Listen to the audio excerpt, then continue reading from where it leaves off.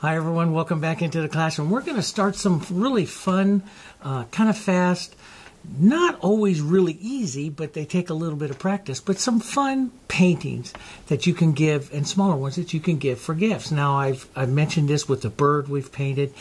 I want to do some 11 by 14, 9 by 12s, 8 by 10 size boards. These are MDF boards, and I just give them a quick base coat of a color, just paint by itself, and then sand it lightly with 180 grit sandpaper.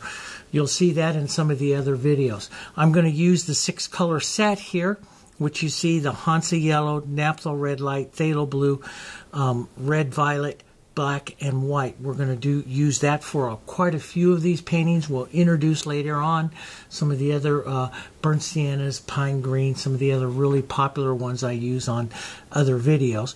But I want to start out with that and teach you some basic color mixing. So there'll be all kinds of videos that you can watch on the palettes, on the 6-color set, prepping boards, on the brushes. There'll be some specific ones to help you answer some of those questions, okay?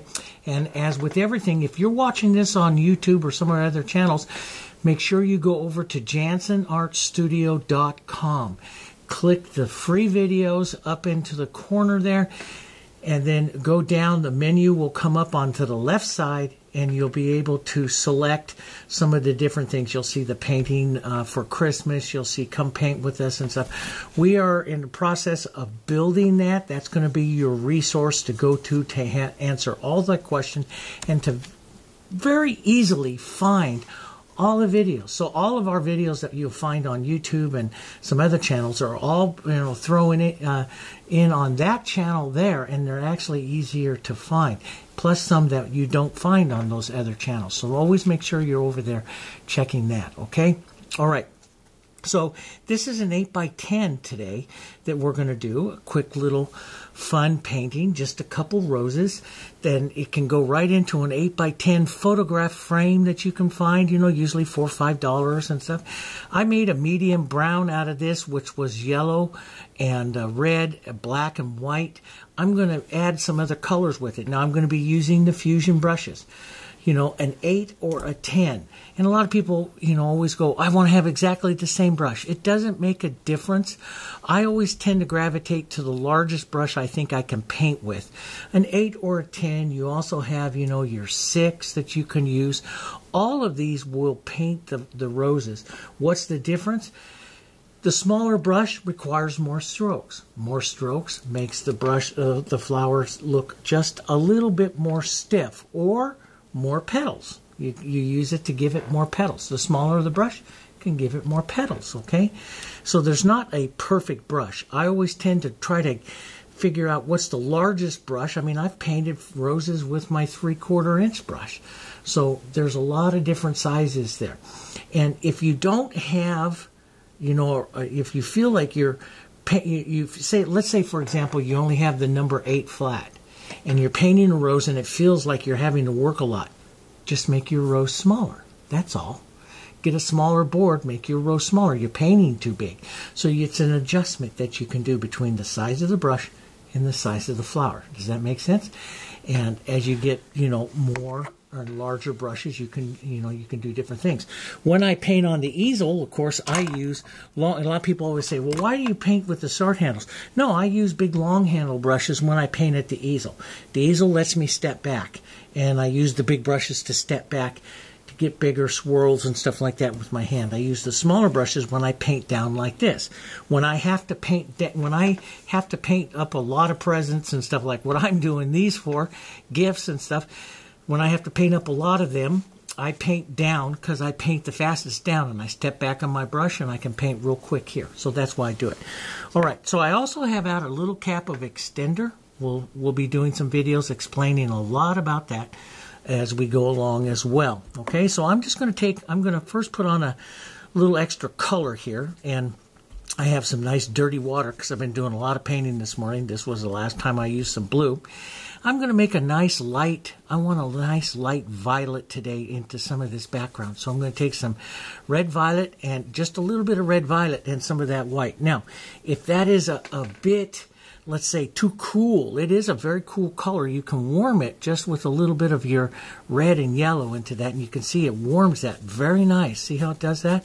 And that makes a pretty nice background color that you can have. If you want it a little darker, which I like to have variations of it, I'll just take a little bit of both of those here, toss that in. Oh, I like that little red there too. A little bit more orange here. Let's add just a little bit of white to this. Make this a bit different color. See, those are pretty colors. And let some of that nice beige and stuff color come through. I like to take a slightly damp paper towel and pull through some of those colors. Now, I lost a bit of that light, which I really do like up there. So I'm going to add some of that back in there again. Sometimes I add extender to this to cause the color to slide. I don't blend. I'm not a blender. I never have. I haven't been a blender for many, many years. And so I don't do too much of that. But I do like the extender, the way it slides the colors over the surface. Now that looks pretty nice. It's overall warm. I may, I go for color variations and looks, and sometimes I really like to have a variation of looks. So let's just splash a little cool. Now you can see it looks cooler, it's nice. You can see the difference between the warm and the cool here quite a bit, So we'll have a nice warm cool. See, it's kind of a pretty background, a little different. And let's go right in and start some of our painting. So that's my 3/4 inch brush. You could do that. Sometimes I use my hand. Sometimes I'll put the whole background on with a paper towel. I do like the warm and cool there. This is my favorite painting brush. You can tell, you can't even tell too much about it anymore, but I like that. Make sure you have a lot of paper towels. I use a lot of paper towels into my painting here. First thing I'm going to do is set a rose and set the gaze. I like to set the size of it. I'm just going to dirty up my brush. Let's take a little bit of our red violet and a little bit of these two colors in here. It makes a nice red. See that nice red in there? Nice deeper red. Let's come in here and let's just kind of, I imagine kind of a circle here, okay? And matter of fact, let me just sketch it. This will be kind of like the little circle here for our flower. And right up in through here might be my center. Right down through here might be where my bowl is going to be on my rose. It'll probably get a little bigger than that. But that's kind of what I look for. So I want this rose to kind of point up this way. So I want that center there. You imagine a little stem coming up on this side. And I'm going to start to, back here, I'll just casually, and this is usually where I'll push my colors in like this. I'll just casually start a center back, or the back petals back here. And I like them to be, have variation to them. Not perfect. This is what we call a lost edge. This is what we call a found edge. You shouldn't have too many. You can have a few, but you shouldn't have too many found edges in the back of your rose, because found edges come forward and lost edges recede. So we want some of this to recede. So let's just push some of this out here, just kind of like that. Okay, and so that kind of shapes up my rose just a bit here. We can take a little more color, make a bit more of a found edge as it comes forward. So we might even add a little more color here, a little more of a found edge. We'll go a little darker, a little cooler. Let's start right here into the center. Push right, this is right where the center of the rose is going to be. Now what you got to do is you can either, and sometimes I just tap it on like this if I'm doing a real casual one, but what you want is it to give the impression of it moving up and out a bit. So we'll move up and out just a bit here and around, and I'll just, this is what I do. I paint for movement. I don't paint petals. I paint the movement of the rose. So we want some of this to move around this way as it's heading up to these outside petals here.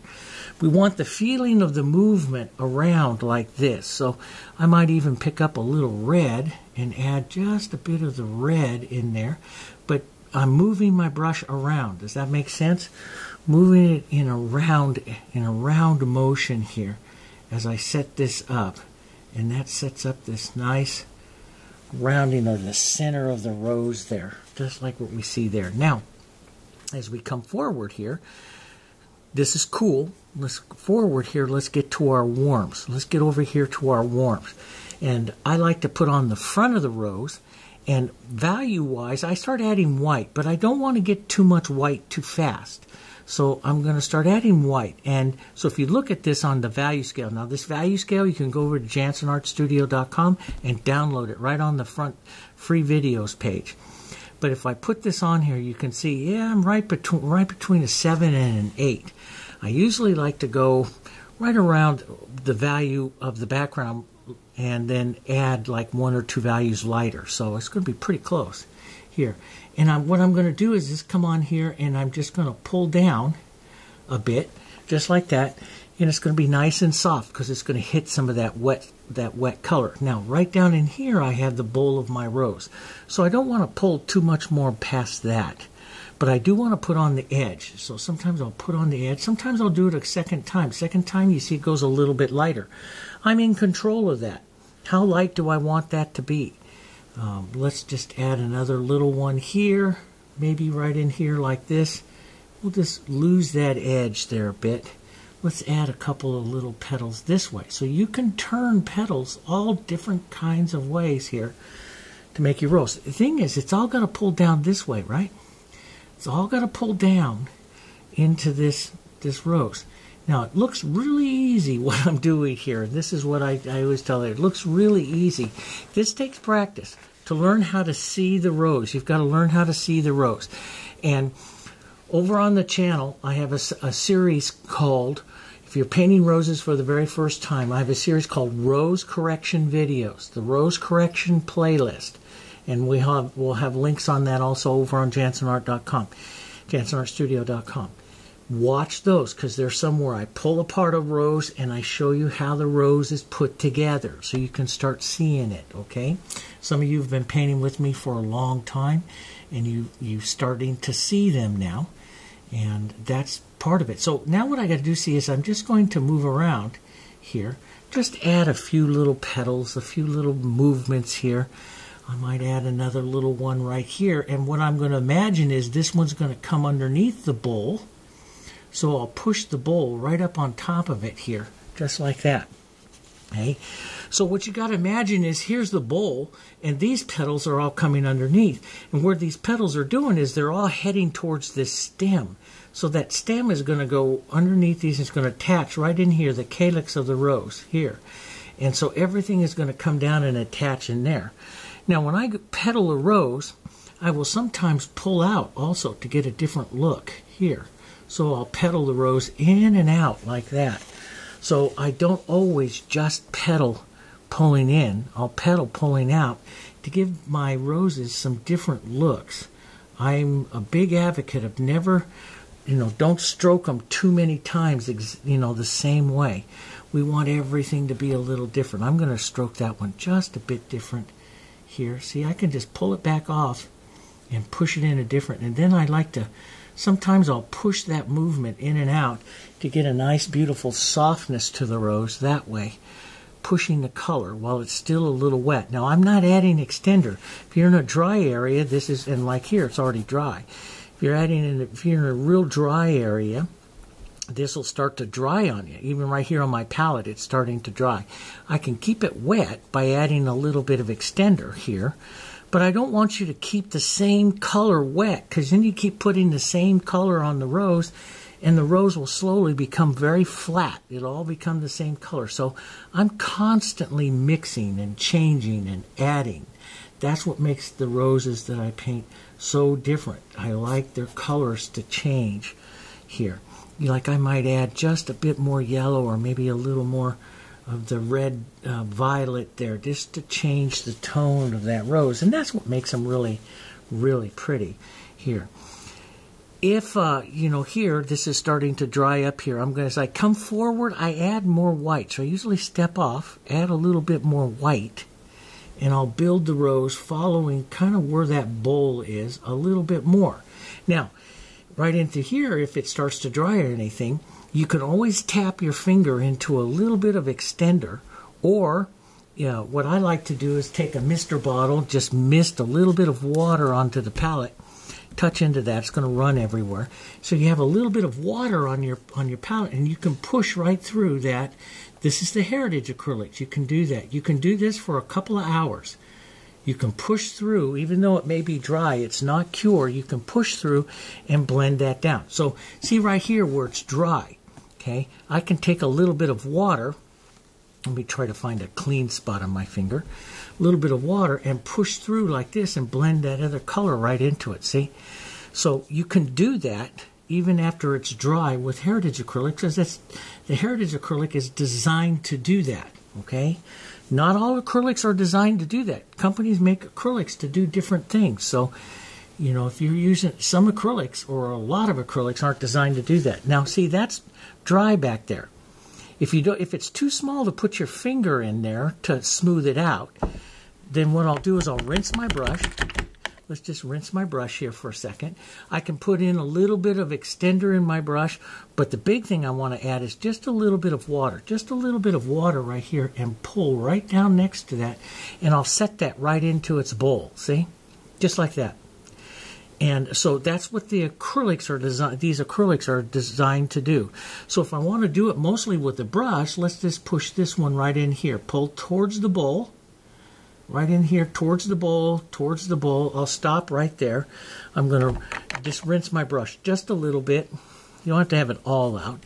Put in a bit of water, a little bit more clean water. I'll make a bowl stroke like this, which will soften it out. And this is what the Fusion brush does. See, just boom, just like that. And softens that out and pushes it into the rose. I could restate more shadow back down in there if I wanted to. Here, now, I've got a little too much there. That's why I'm constantly pinch wiping my brush. I'll add a little bit of water to my brush here. And I'll just pull it right like that. Wipe my brush. Add a little bit of water, pull this right in this way. Sometimes it'll take a couple times, pull down maybe right like that, and now I've just worked that shadow right back into that rose a bit more right where I want it. I'm going to leave that. I like sometimes this movement. I like that. I use techniques called petal edging techniques. I edge the petal like this. I'll come back in here and maybe draw a more precise petal right in there like that. I sometimes like really pretty edges to petals, so I'll draw one right in here like that onto that petal. That makes a nice pretty one. Let's fold these two together, right? With the petal edging technique, I roll over onto the edge of the petal right here and just kind of draw it in. And just kind of draw it in. And you can always rinse your brush here. Okay, take just a little bit of water into your brush and then run it down to soften that right down into the bowl. You can do that, but all different kinds of ways. I have hundreds of techniques I use to paint roses. Let's put a light petal right out here, maybe across there just a bit, and that's right onto a dry area. I can push it right off onto a dry area and do what I call shear the colors. And sometimes it's hard to get your finger in there. And sometimes I'll make that little mark and I'll leave it. I used to always like, oh, that's not smooth enough. No, I'll leave it. Today I leave it, and it doesn't bother me because I don't like absolutely everything to be perfect on the rose. I'm going to put a front petal in right here, a little more white. I'm just going to pull across. Now I'm pulling across here, and I want that petal to mainly go in and out. It's pulling across, which is not a good position for the rose. So what I'll do is I'll just rinse some of that out of my brush. I might even pick up a little shadow, and I'll pull out just a little ways and lift off. Tap into a little more shadow, pull out a little ways, and lift off. And see, now the movement of this petal is going out of the rose. And then I can, pull some extra in, move back and forth, and this is where I'll just quickly move, kind of incorporate and push those together. Maybe pick up a little more light and just kind of bring those together just a bit more here. A little more light into the front of the rose here. All kinds of ways. I'll slide the brush like this, pick it up right on the edge of the chisel of the brush, and I can use that to draw thin, small petals up here into the front of the rose here.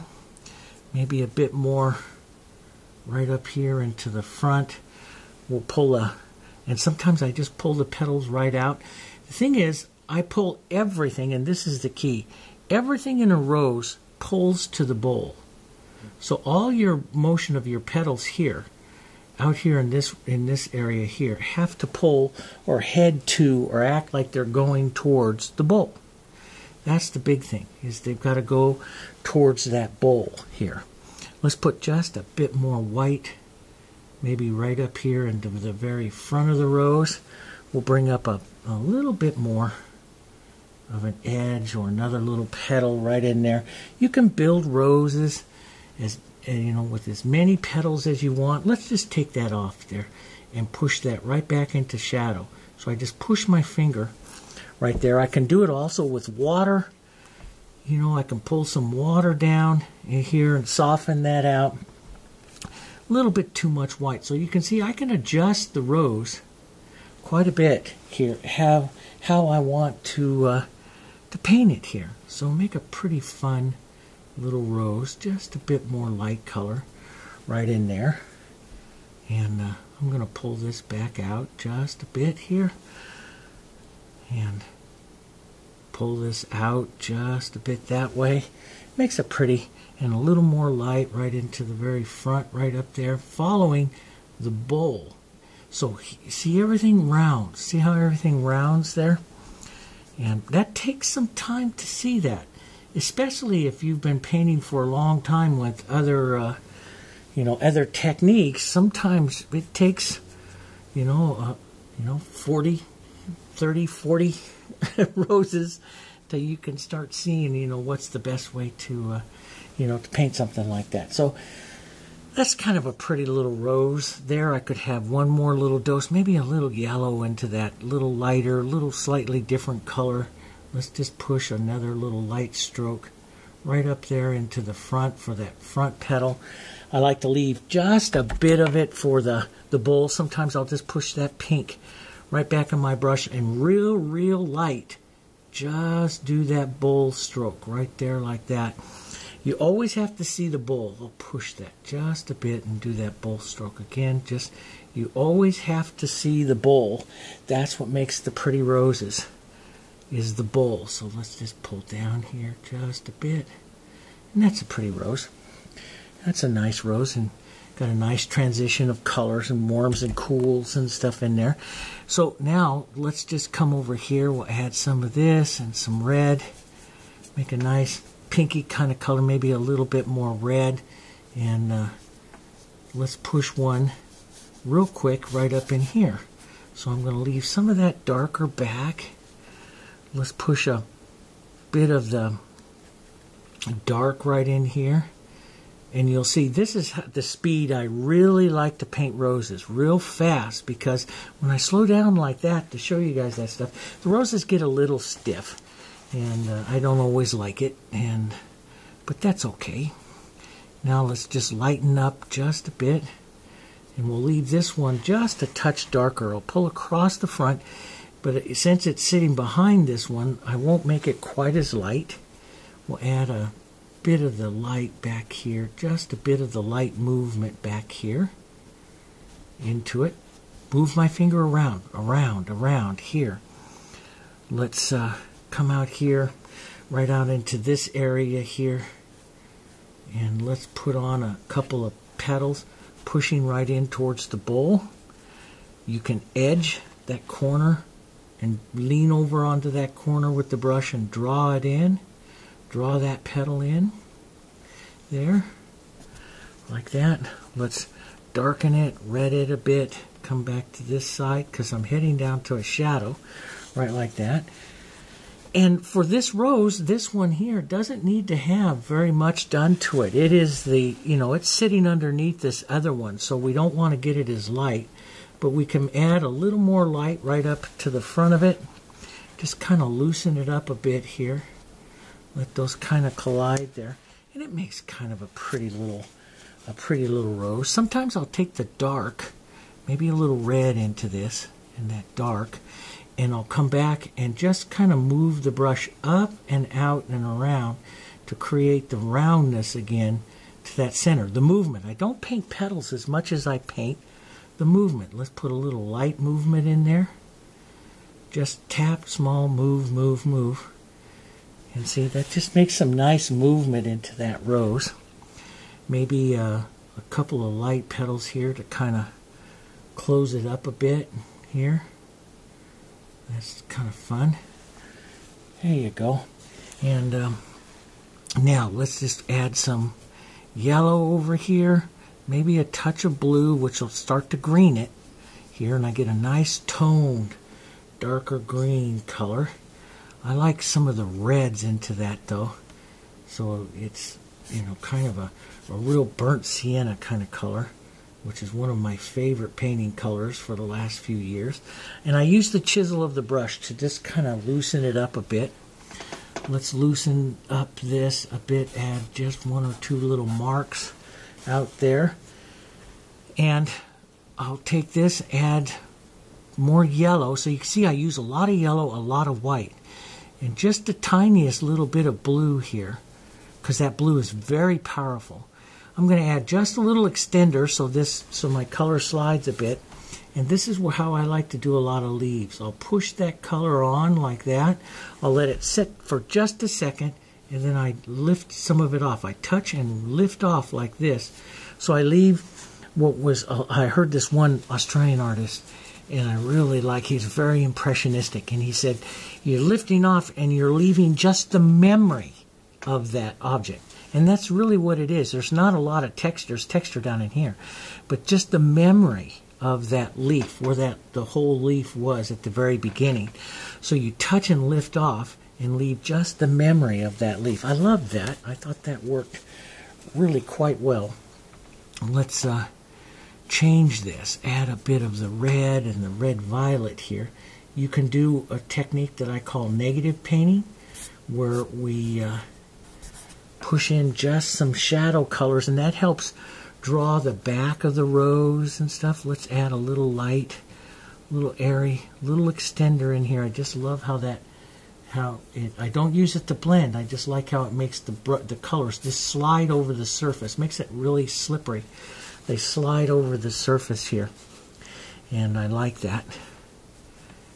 We can use that to negative paint back here. Add some pretties. You can add a little darker color. You know, maybe there is a little bit more to a leaf there in some areas, and not in all areas here. Here's a nice little area. We can put in a leaf, a little red, a little yellow, bit of blue. And you can see how powerful that blue is. A tiny bit of it can really change here the whole color here. Let's just push out, leave just a bit of the memory of that leaf there. Maybe one coming out to this side here. There, like that. That's kind of pretty. And maybe a mark or two out through here like this. And maybe a soft, you could use this again to negative paint. Put up the back edge of that rose there like that. Those back edges, use them to negative. If you feel like your rose is a little lost, negative paint right around that makes the edge of the petal there, and pull that out. Let's put some of the pinks out through here, a little bit there. I like that. A little bit coming out there. You could brighten some up, do some more things with it if you want. I'm going to take just a bit more dark. Maybe a bit of red into that. Push a bit more color right into this one. Matter of fact, I'm going to go right into the front of that. Just kind of push that around a bit. See, it gets more movement. I like that, especially a rose that's underneath. I really like the movement of it. I don't like to paint petals. I like to paint the movement of it. I'll take some light with that and just quickly give some of the rose shape here, but without getting too detailed in any of the petals here. Just like that, and there, that kind of fits that rose in a little better. We'll round that just a bit more. That makes kind of a pretty little rose. Let's take a little bit more light right out here. Maybe a bit more right on this edge here, so that petal definitely comes up in front of that other one there. Softer little red right here. we'll talk other techniques, halftones and stuff like that. But later on we'll show you some other ones. But there's a quick, fun little set of pink roses. We could have just a bit of the edge here. Now you got to watch your rose. See, the more I do that, the closer I take it up to that one. So you have to watch it. You don't, you only need one rose done really perfect. Not perfect, but only one rose really petaled really nice and detailed. And that's this one right here. The other one can be just anything because it'll look like a rose because of this one. So we'll just add a few marks there, and I think that's it. That makes a nice little, quick little painting of a rose, 6-color set on a little 8x10 board. Drop that into a little frame. That'll make a real nice one. We're going to paint all kinds of roses and birds and little flowers and stuff, small compositions, quick compositions, using that 6-color set. That you can get it on Amazon. You can get it on our studio. It's available at some of our other friends' studios, like the Ann Studio, Tommy A Studio, and in Taiwan. You can get them, get that 6-color set just about anywhere. If you can't find it, let us know, and we'll give you a place where you can get it. Okay, 6-color sets. It's really kind of a lot of fun. We're going to do a lot of these things, and I'll see you on the next one.